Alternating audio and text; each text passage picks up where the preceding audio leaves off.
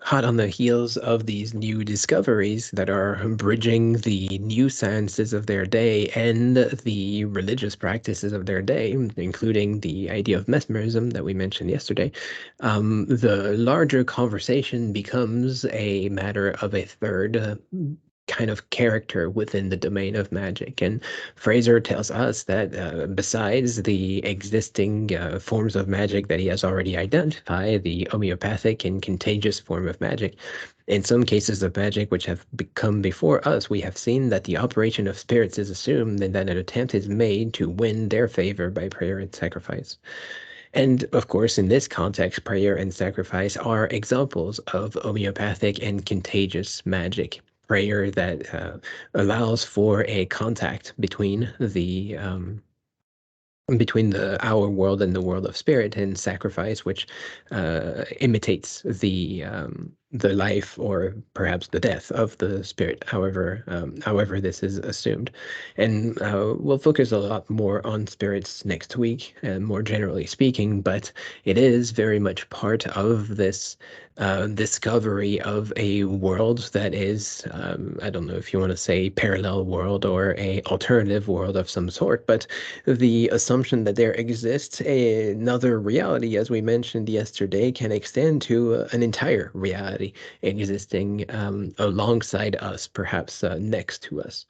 And once you add to this conversation the elements of electricity, of evolution, both the natural selection seen by Darwin and the weird um, social social Darwinism that came out as a result, once you add the dimension of the life fluid, the magnetism and whatnot, those things can all pile up together as being an entire world, really. And the ability for people to have this quasi-scientific but also quasi-religious activity, in that those two levels may meet at some point or another, come into the form of a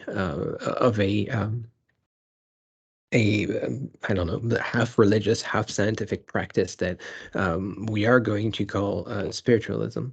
Now, spiritualism is very widely defined, and as I'll talk about at the end of today's video, it has spread much further than where it started. But it was very much considered at first as a scientific, or at least almost a scientific kind of practice, because it was a matter of communication, a matter of bridges, and certainly having control over those invisible forces was a way that was used to make sense out of this spiritualism.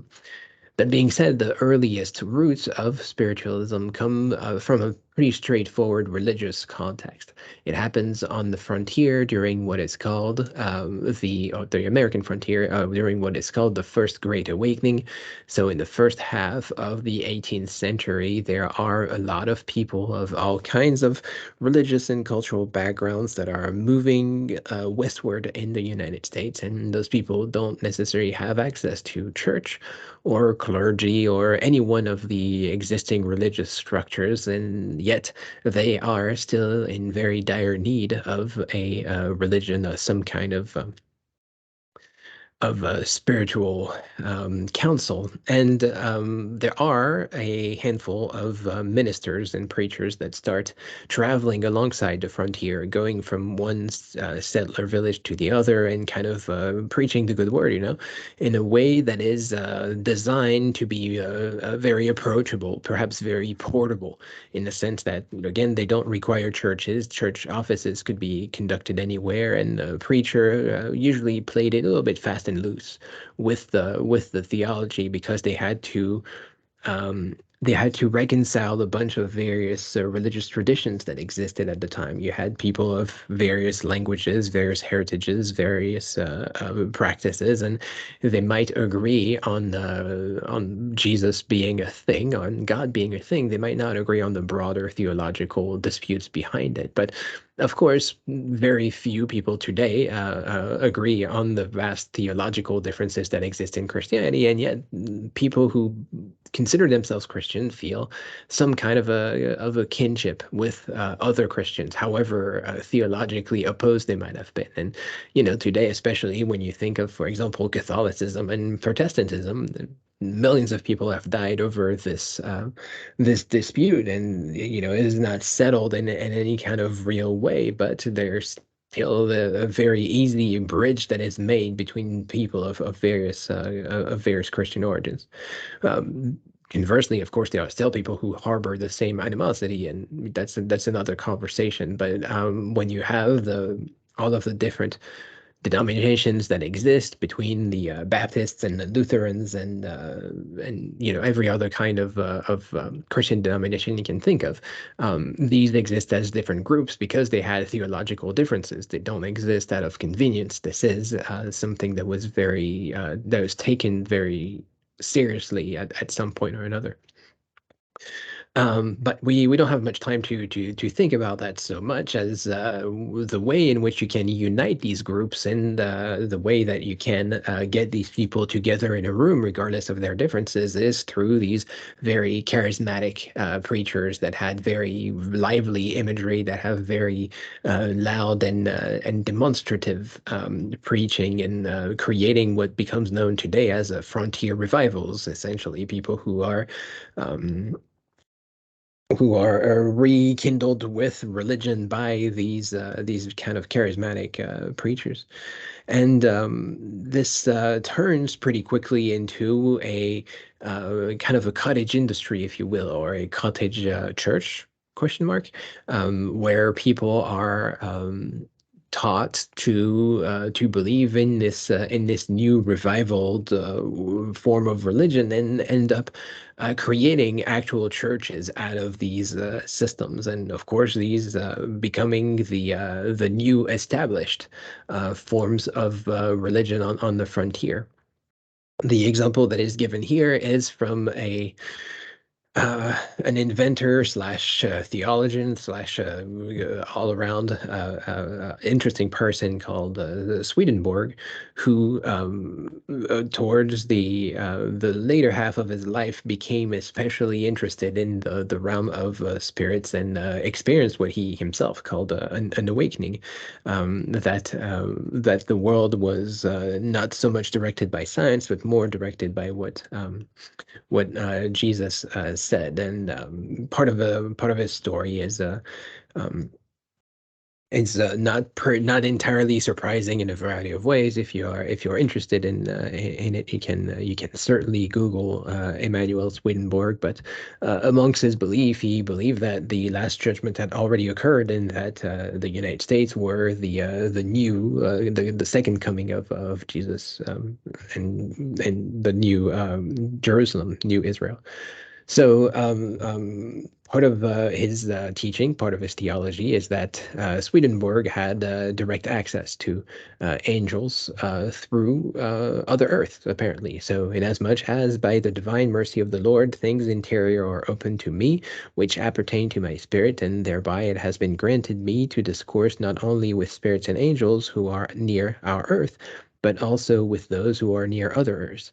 And whereas I had a desire to know whether other Earths exist and of what sort they are, and what is the nature and quality of their inhabitants, therefore it has been granted me of the Lord to discourse and converse with spirits and angels who are from other Earths, and for some for a day, with some for a week, and with some for months, and to be instructed by them concerning the earth from which or near which they were, and concerning their lives, customs, and the worship of the inhabitants thereof, with various other things worthy to be noted. And whereas in this manner it has been granted me to become acquainted with such things, and it is permitted to describe them according to what has been heard and seen, it is to be observed that all spirits and angels are from the human race, and that they are near their respective earths.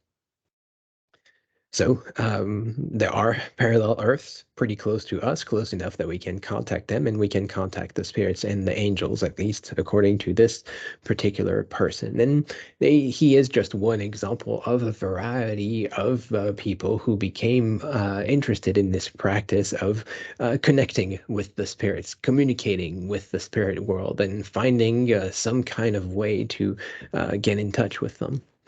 These people become known pretty quickly as mediums, and they make the news each and everywhere. There are some apparently miraculous connections being made with the other worlds like this.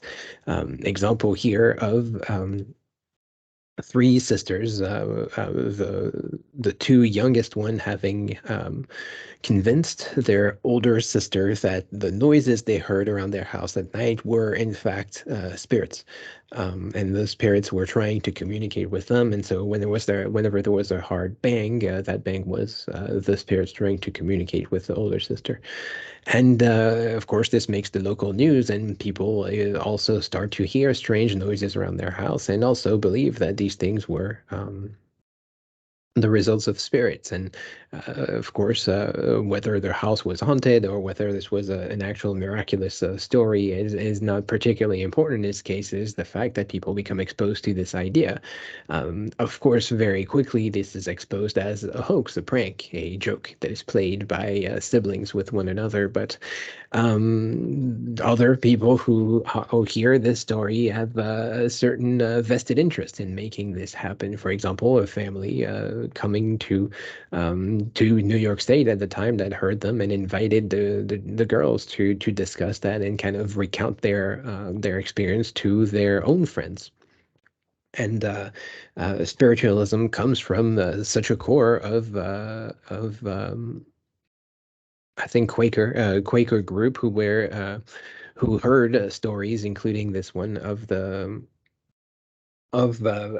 children being exposed to spirit, having access to spirits in this way, and finding some comfort in this existence of a spiritual world in which people have a contact.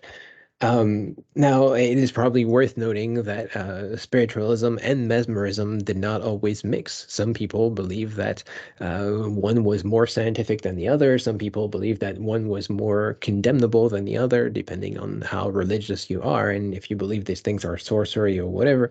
So there was no united movement of spiritualism or mesmerism that came up, but it all goes towards this larger trend of communicating with the other world in this sense. And as people became interested, there was a much larger group of people who tried to make sense out of it. And this example here um, a study conducted at the University of Pennsylvania um, the by the request of a Henry Siebert, who was a very staunch believer in spiritualism and donated his estate to the university to figure out whether or not there was a real um, scientific basis for all of this. And most of the people who are part of this report, of the Siebert report, are considered themselves sympathetic to the whole idea of magic, and not necessarily trying to rationalize it to all heavens, but trying to figure out exactly whether there was truth behind it. And the more research they did, the more they realized that a lot of it is the result of pranks and misunderstandings or general happenstance, not necessarily the result of spirits happening, which kind of puts a damper on the trend of spiritualism for it to reach a wide audience. That nevertheless, it does happen in some places. For example, here, Miss Lincoln, who you can see pictured here with Mr. Lincoln, Abraham, with his hands on her shoulder as a ghostly presence. Um, and she was a very staunch believer in in spiritualism, and indeed, she thought that again, right, probably worth noting that she did not have a very fun life. Life in the 19th century was pretty difficult, and as you probably know, Abraham Lincoln was murdered. Her son died at a very young age from typhoid fever. So, she had been through trauma and found a lot of comfort in spiritualism, and especially after the death of Abraham Lincoln, she really turned to the um, to spiritualism to find that kind of comfort, including a photographer, William H. Mumler, who proclaimed that he was able to capture spirits on the photograph. And again, new technology that is being used to contact this parallel world. And the result is this real picture that is taken by this photographer. Of course, this is a superimposition. It is a manipulation, of course, and this is made very clear by a lot of people who worked with Mumler. Himself was not particularly discreet about it, um, but it goes towards this understanding, this again, this story, this narrative of spiritualism being real.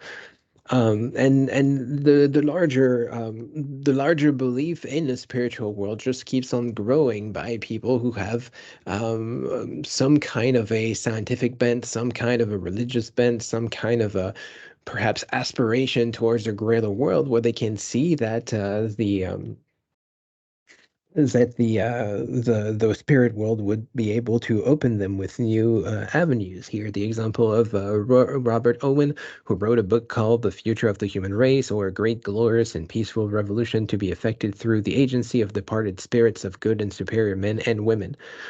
So the title is pretty self-explanatory, as you can see, but here's an example of what he says here. For the human race to become good, wise, and happy, it must be surrounded from birth with those conditions only which can produce this result. This result can be attained to its full desirable extent only when all of humankind can be surrounded with those conditions which shall train and educate every one, and from before birth, physically, intellectually, morally, practically, to the full extent of the powers of the germ or spirit of each individual.